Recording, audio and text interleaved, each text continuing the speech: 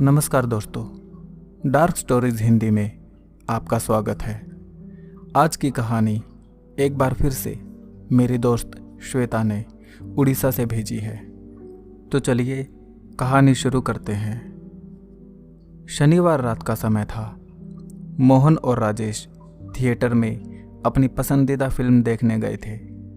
रात का शो था तो वहाँ से निकलने में ही उनको 12 बज गई। थिएटर एक मॉल में 7वीं मंजिल पर था। शो ख़त्म होने के बाद सब लोग नीचे जाने के लिए लिफ्ट के आगे जमा हो गए। लिफ्ट खुली तो कुछ ही सेकंड्स में लिफ्ट पूरी भर गई। मोहन और राजेश भी लिफ्ट में चढ़ गए, लेकिन ओवरलोड होने की वजह से उन दोनों को लिफ्ट से उतरना पड़ा। लिफ्ट लॉबी में अब वे दोनों अकेले रह गए थे।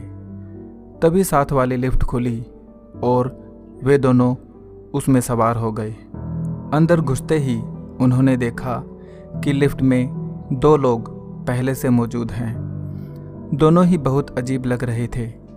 उनमें से एक आदमी बहुत लंबा था, 6 फुट या उससे ज़्यादा ही होगा। उसने लंबे कॉलर वाला एक ओवरकोट पहन रखा था और चश्मा लगा रखा था, जिसके कारण उसका चेहरा बिल्कुल दिखाई नहीं दे रहा था। दूसरा आदमी उसके ठीक विपरीत 1.5 से 2 फुट लंबा एक बौना था। उन दोनों अजीब से आदमियों को एक साथ देखकर मोहन और राजेश एक बार तो डर ही गए थे, लेकिन कुछ ही समय की बात थी तो उन्होंने इस बात को नज़रअंदाज कर दिया। तभी एक और अजीब बात हुई। मोहन और राजेश को लिफ्ट में घुसे कुछ ही पल हुए थे और वे दोनों अजीब आदमी उनको एकटक घूरने लगे। वे दोनों एक मूर्ति की तरह बिना हिले डुले भाव रहित चेहरे से मोहन और राजेश की तरफ देखे जा रहे थे, जिससे मोहन और राजेश दोनों को थोड़ा और डर लगने लगा। तभी लिफ्ट ग्राउंड फ्लोर पर पहुंच गई और लिफ्ट का दरवाज़ा खुलते ही मोहन और राजेश तेज़ी से लिफ्ट से बाहर निकल गए, लेकिन वे दोनों अजीब आदमी वहीं पर खड़े रहे। लिफ्ट से निकलने के बाद राजेश ने एक नज़र पीछे घूमकर देखा तो बंद होती लिफ्ट के दरवाजे से उसने देखा, या फिर उसे लगा कि वह लंबा और बौना आदमी हाथ हिलाकर उनको अलविदा कह रहे हैं। यह देखकर राजेश सहम गया। उसने यह बात मोहन को बताई और दोनों ने जल्दी से जल्दी वहाँ से निकलना ही ठीक समझा। जैसे तैसे दोनों मॉल से बाहर निकले और सड़क को पार किया। वहाँ एक ऑटो रिक्शा खड़ी थी। वे दोनों उसमें बैठ गए। तब राजेश ने देखा कि सड़क के दूसरी तरफ वही दोनों लंबा और बौना आदमी खड़े थे और उन दोनों की तरफ ही देख रहे थे। यह देखकर मोहन और राजेश दोनों बहुत डर गए और उन्होंने ऑटो वाले से कहा, भैया आप इतनी देर क्यों लगा रहे हो, जल्दी चलो ना। ऑटो ड्राइवर ने बिना कुछ कहे ऑटो स्टार्ट कर दिया और अगले ही पल ऑटो सुनसान सड़क पर दौड़ता जा रहा था। अब मोहन और राजेश की जान में जान आई। दोनों ने फैसला किया कि अब वे इस मॉल में रात को कभी नहीं आएंगे। दोस्तों, हम जिस संसार में रहते हैं उसमें अनगिनत तरह के जीव रहते हैं। जो दिखाई देते हैं उनको हम जानते हैं, तो बहुत सारे ऐसे जीव भी हैं जो आंखों से दिखाई नहीं देते, लेकिन इनके अलावा भी अनगिनत शक्तियाँ भी हमारे आसपास रहती हैं जो हमें दिखाई नहीं देती। भूत, प्रेत, यक्षिणी, डाकिनी, जिन्न और बहुत सी शक्तियाँ इस श्रेणी में आती हैं, और इनमें भी उच्चतर और निम्नतर कोटि की अनेक श्रेणियाँ होती हैं। यह अलौकिक शक्तियाँ आमतौर पर हमें कोई नुकसान नहीं पहुँचाती, बशर्ते इनको छेड़ा न जाए। पर कई बार ऐसा भी हो जाता है जब हम अनजाने में ही इन शक्तियों के प्रभाव में आ जाते हैं और हमारे साथ अजीब अजीब घटनाएं घटनी शुरू हो जाती हैं। ऐसा ही कुछ आज मोहन और राजेश के साथ भी होने वाला था। चलिए कहानी की तरफ वापस चलते हैं। ऑटो अब भी सुनसान सड़क पर दौड़ता जा रहा था। थोड़ी देर बाद ऑटो अपने गंतव्य स्थान पर पहुंच गया। मोहन ने कहा, भैया कितना हुआ? ऑटो वाले ने दबी सी आवाज़ में कहा, 100 रुपये। मोहन ने 100 रुपये का नोट निकाला और जैसे ही ऑटो ड्राइवर ने नोट पकड़ने के लिए हाथ बढ़ाया तो मोहन की नज़र उसके हाथ पर पड़ी। उसके हाथ को देखते ही मोहन और राजेश दोनों की सांसें गले में ही अटक कर रह गई। उन्होंने देखा कि ऑटो ड्राइवर का हाथ बिल्कुल जला हुआ था और काला पड़ गया था। उसमें से जलने की दुर्गंध भी आ रही थी और धुआं भी उठ रहा था, मानो उसके हाथ को अभी अभी जलाया गया हो। फिर भी उसे कोई दर्द महसूस नहीं हो रहा था। यह देखते ही वे दोनों दोस्त बंदूक से निकली गोली की तरह जान छुड़ाकर ऑटो से दूर भागे। कुछ दूर भागने के बाद उन्हें महसूस हुआ कि वे गलत दिशा में भाग रहे हैं। जब ध्यान से देखा तो उन्हें पता चला कि वे उस जगह कभी नहीं आए थे। वह उस रास्ते से बिल्कुल अनजान थे। जब तक ऑटो में बैठे थे तब तक रास्ता जाना पहचाना लग रहा था, लेकिन अब सब कुछ बदल चुका था। उन्हें पता ही नहीं था कि किस तरफ जाएं, लेकिन आधी रात को वे वहाँ रुक भी नहीं सकते थे। इसलिए वे उसी दिशा में इस आस में आगे बढ़ते रहे कि कोई ना कोई तो उनको मिलेगा जो उन्हें सही रास्ता बता देगा ताकि वे घर पहुंच सके। कुछ दूर चलने के बाद राजेश को कुछ अजीब सा लगा। उसने मोहन से कहा, क्या तुमने भी वह देखा जो मैंने देखा? तुमने क्या देखा? मोहन ने कहा, अपनी बाईं तरफ देखो। अंधेरे में कोई आदमी एक सूटकेस लिए हुए खड़ा है और वह एक रस्सी के सहारे उस पेड़ पर चढ़ने की कोशिश कर रहा है, राजेश ने कहा। इस पर मोहन बोला, हाँ मैंने भी देखा, पर वह ऐसा क्यों कर रहा है? राजेश ने उसे बीच में ही टोक कर कहा, कुछ मत बोलो, चुपचाप खड़े रहो, देखते हैं वह क्या करता है। 2-3 बार कोशिश करने के बाद वह आदमी पेड़ पर चढ़ने में कामयाब हो गया। ऊपर चढ़ने के बाद उसने रस्सी के एक सिरे को पेड़ की एक मजबूत डाल से बांध दिया। मोहन ने राजेश से कहा, यह क्या कर रहा है? राजेश ने कहा, देखते रहो, हो सकता है यह। अचानक राजेश को जैसे करंट का झटका लगा। अरे ये तो फांसी का फंदा बना रहा है, कहीं यह आत्महत्या तो? राजेश के अपनी बात पूरी करने से पहले ही वह आदमी फंदा बनाकर और अपने गले में डालकर पेड़ से लटक गया। राजेश और मोहन उस समय जैसे ज़मीन में गड़ से गए। उस आदमी का शरीर दम घुटने के कारण तड़पने लगा और कुछ ही देर में उसका शरीर हिलना भी बंद हो गया। मुझे लगा जैसे वह मरने से पहले हमारी ही तरफ देख रहा था, मोहन ने कहा। मुझे भी ऐसा ही लगा, राजेश बोला। वह दोनों अभी भी जैसे किसी अदृश्य शक्ति से बंधे उस आदमी की लाश को देखे जा रहे थे।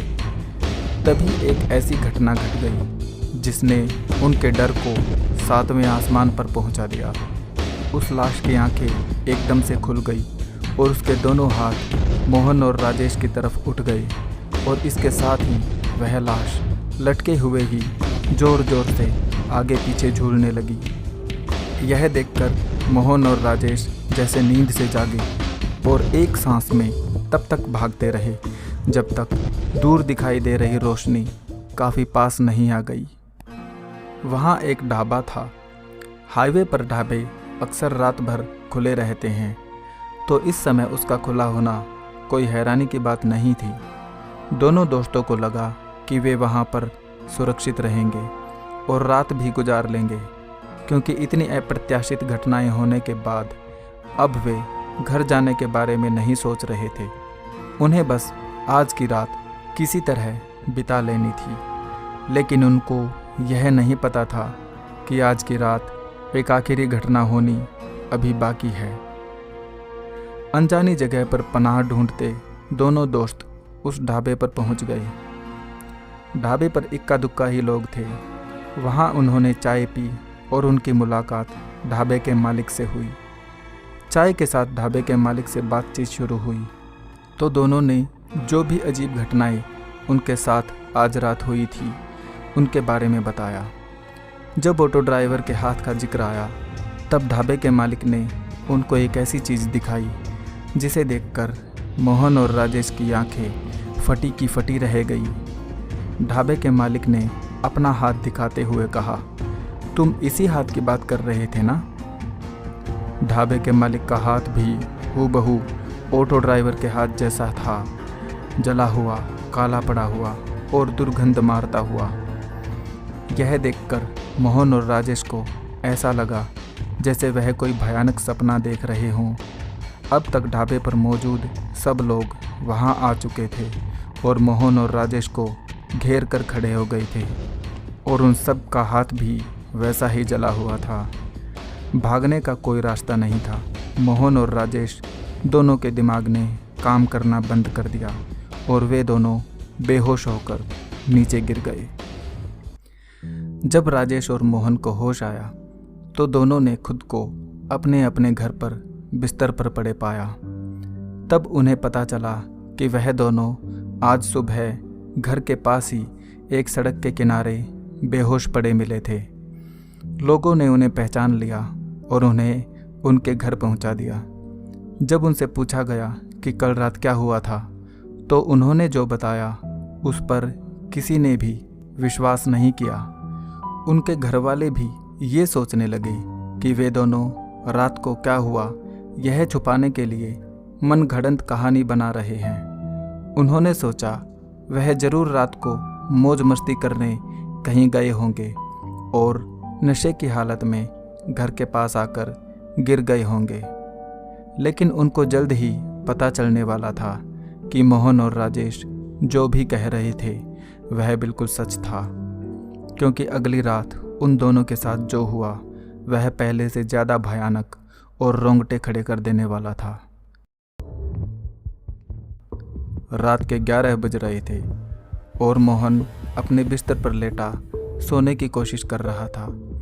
बीती रात उसके साथ हुए हादसों को याद कर करके वह परेशान हो रहा था और ज़्यादा परेशान वह इसलिए हो रहा था क्योंकि उसके घर वाले भी उसका विश्वास नहीं कर रहे थे।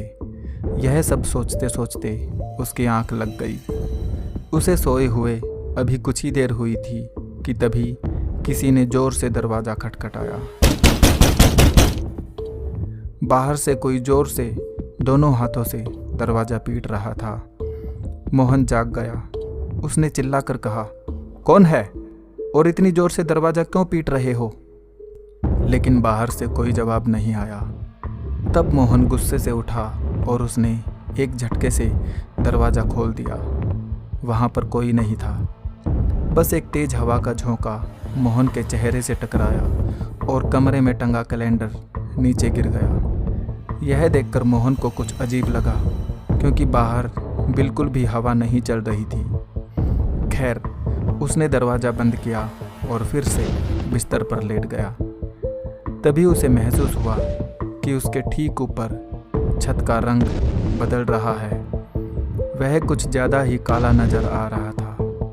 मोहन ने सोचा अंधेरे के कारण उसे ऐसा लग रहा है, लेकिन अगले ही पल जो हुआ उसने उसके खून को जमा दिया। उसने देखा कि काली छत के ठीक बीचों बीच एक होल यानी छेद बन रहा है और उसमें से एक आदमी का सिर बाहर निकल रहा है। यह देखकर मोहन की हालत खराब हो गई। वह उठकर भाग जाना चाहता था, लेकिन वह हिल भी नहीं पा रहा था। उसके हाथ पैरों को जैसे लकवा मार गया था। उस आदमी का शरीर धीरे धीरे छत से बाहर आ रहा था और मोहन के ठीक ऊपर आकर रुक गया। मोहन की आंखों के सिवाय कुछ भी काम नहीं कर रहा था और वह सिर्फ उस आदमी या प्रेत को देखते रहने के सिवाय और कुछ नहीं कर सकता था। अचानक वह आदमी मोहन के ऊपर गिर पड़ा और उसकी छाती पर चढ़कर बैठ गया और दोनों हाथों से मोहन का गला दबाने लगा। मोहन की सांसें रुकती जा रही थी और उसे लगा कि अब उसका अंतिम समय आ गया है। ठीक उसी पल उसकी नींद खुल गई और वह एक झटके से उठकर बैठ गया। उसने देखा कि वह भयानक आदमी कहीं नहीं है और सब कुछ सामान्य लग रहा था, लेकिन उसका शरीर पसीने से लथपथ अब भी कांप रहा था। मोहन समझ ही नहीं पा रहा था कि अभी अभी जो उसके साथ हुआ वह कोई बुरा सपना था या हकीकत। बाकी की रात उसने यूं ही जागते हुए गुजार दी। दूसरी तरफ वह रात राजेश पर भी भारी पड़ी। जब राजेश सो चुका था तो एक आवाज़ के कारण उसकी नींद खुल गई। उसे लगा जैसे उसके कमरे के बाहर कोई झाड़ू लगा रहा है। उसने उठकर दरवाज़ा खोला तो आवाज़ आनी बंद हो गई। सो वह दरवाज़ा बंद करके फिर से सोने के लिए बिस्तर पर लेट गया। कुछ ही देर बाद वह आवाज़ फिर से आने लगी और अब की बार उसे ऐसा लगा जैसे वह आवाज़ बाहर से नहीं बल्कि कमरे के अंदर से आ रही है। राजेश ने जैसे ही आवाज़ की दिशा में नज़र घुमाई तो उसे झाड़ू लगाती हुई एक लड़की दिखाई दी। यह देखकर राजेश के होश उड़ गए और डर के मारे उसका शरीर पसीना पसीना हो गया। उसने बिस्तर में इस तरह मुंह छुपा लिया जैसे बिल्ली को देखकर कबूतर आंखें बंद कर लेता है और यह सोचने लगता है कि बिल्ली है ही नहीं। झाड़ू की वह आवाज़ राजेश के बिस्तर के पास आती जा रही थी और उसके बिल्कुल पास आकर वह आवाज़ आनी बंद हो गई। अभी राजेश संभलने की कोशिश कर ही रहा था कि उसे उस लड़की की आवाज़ सुनाई दी। साहब उठिए, मुझे बिस्तर साफ करना है। इतना सुनना था कि राजेश बिस्तर छोड़कर तेजी से बाहर की ओर भागा और तब तक भागता रहा जब तक अपने घर से काफ़ी दूर नहीं पहुंच गया। राजेश ने वह रात अपने घर से बाहर ही गुजारी। सुबह होने पर जब दोनों दोस्त मिले तो एक दूसरे को अपनी अपनी आपबीती सुनाई। उनको अब विश्वास हो गया था कि उनके साथ होने वाली घटनाएं केवल संयोग नहीं है और इस विषय में उन्हें पुजारी जी से बात करनी चाहिए। सो वह उसी दिन शिव मंदिर पहुंच गए और वहां के पुजारी को उन्होंने अपनी सारी कहानी बताई। उनकी कहानी सुनने के बाद पुजारी ने कहा, मुझे यह मामला कुछ गंभीर लगता है। मैं तुम्हें छोटा मोटा टोटका तो बता सकता हूँ, लेकिन मुझे नहीं लगता उससे कुछ लाभ होगा। लेकिन तुम हताश मत होना, मैं एक ओघड़ बाबा को जानता हूँ। वह एक सिद्ध पुरुष हैं, वह अवश्य ही तुम्हारी सहायता कर सकते हैं। शहर से दूर जंगल के पास वह ओघड़ अकेले रहते हैं, जाकर उनसे बात करो, महादेव तुम्हारी मनोकामना पूरी करेंगे। मोहन और राजेश तुरंत ही पुजारी की बात से सहमत हो गए और उसी समय ओघड़ बाबा से मिलने के लिए रवाना हो गए। जब वे दोनों बाबा के निवास स्थान पर पहुंचे तो बाबा ध्यान कर रहे थे। उनके एक शिष्य ने उन्हें एक कमरे में बिठाया और इंतज़ार करने को कहा। करीब आधा घंटा इंतज़ार करने के बाद ओघड़ बाबा ने कमरे में प्रवेश किया। फिर उन्होंने अपना स्थान ग्रहण किया और उन दोनों से पूछा, कहिए मैं आपकी किस प्रकार सहायता कर सकता हूँ। फिर मोहन और राजेश ने अपनी पूरी कहानी विस्तार से उनको बताई। उनकी पूरी बात सुनकर ओघड़ बाबा बोले, मैं जानता हूँ कि तुम एक नकारात्मक शक्ति के प्रभाव में आ गए हो, क्योंकि जब तुम लोगों ने मेरी दहलीज को पार किया तभी मुझे ध्यान में इस बात का पता चल गया था कि कोई बुरी शक्ति मेरे सुरक्षा घेरे को पार करने की कोशिश कर रही है, लेकिन कर नहीं पा रही है। वह बुरी शक्ति अब भी बाहर तुम दोनों का इंतजार कर रही है। यह सुनकर मोहन और राजेश सहम कर रह गए। ओघड़ बाबा ने आगे कहा, तुम दोनों के साथ जो भी अनहोनी घटनाएं हो रही है वह इस बुरी शक्ति का ही परिणाम है। यह एक ही शक्ति है जो बार बार रूप बदल बदल कर तुम्हारे सामने आ रही है। लेकिन मुझे यह नहीं समझ आ रहा है कि वह शक्ति तुम्हारे साथ यह सब करके क्या सिद्ध करना चाहती है। थोड़ी देर के लिए ओगड़ बाबा चुप हो गए, फिर एकाएक बोले, क्या तुम दोनों ने हाल ही में इन शक्तियों को कोई नुकसान पहुंचाया है? याद करके मुझे बताओ, क्या तुमने ऐसा कोई काम किया है जिससे यह शक्तियाँ क्रोधित हो जाएं? तब राजेश ने कहना शुरू किया, शनिवार के दिन हम सुबह ही घूमने के लिए निकल पड़े थे। पूरा दिन घूमने के बाद शाम को जब हम एक कब्रिस्तान के पास से गुजर रहे थे तो हमारे बीच भूत प्रेत के बारे में बातें शुरू हो गई, जो थोड़ी ही देर में एक विवाद में बदल गई। यह विवाद भूतों के अस्तित्व को लेकर था। मोहन कहता था कि भूत प्रेत होते हैं, लेकिन मैं उनके अस्तित्व को मानने को तैयार ही नहीं था।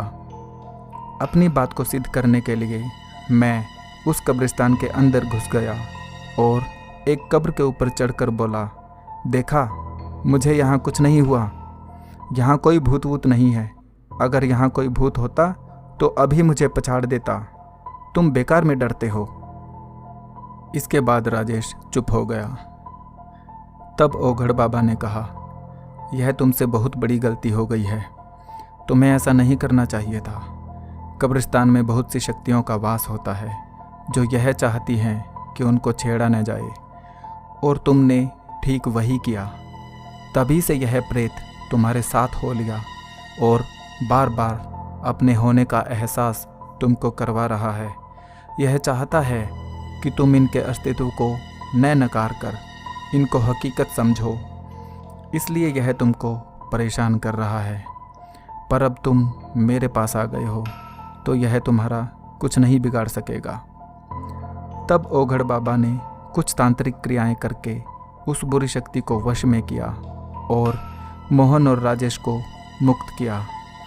इसके बाद उन दोनों का जीवन सामान्य हो गया, लेकिन अब वे भूत प्रेतों के अस्तित्व को लेकर कभी कोई सवाल नहीं करते। दोस्तों, इस कहानी से हमें यह शिक्षा मिलती है कि हमें कभी भी किसी भी शक्ति का अपमान नहीं करना चाहिए। हम चाहे उसे न मानते हों, फिर भी उसके बारे में अपशब्द नहीं कहने चाहिए, और ऐसे स्थानों पर जहाँ शक्तियों के होने की संभावना ज़्यादा हो, वहाँ हमें ज़्यादा सावधान रहने की आवश्यकता होती है। हमसे ऐसी कोई गलती नहीं होनी चाहिए जिससे हमें भी मोहन और राजेश की तरह किसी शक्ति के कोप का भागी बनना पड़े। अगर यह कहानी आपको पसंद आई तो इसे लाइक करें और कमेंट करके हमें बताएं कि यह कहानी आपको कैसी लगी। यदि आप नए हैं तो हमारे चैनल को सब्सक्राइब ज़रूर करें, क्योंकि हम ऐसी ही डरावनी कहानियाँ लेकर आते रहते हैं। तो मिलते हैं अगले वीडियो में ऐसी ही किसी हॉरर स्टोरी के साथ। तब तक के लिए नमस्कार।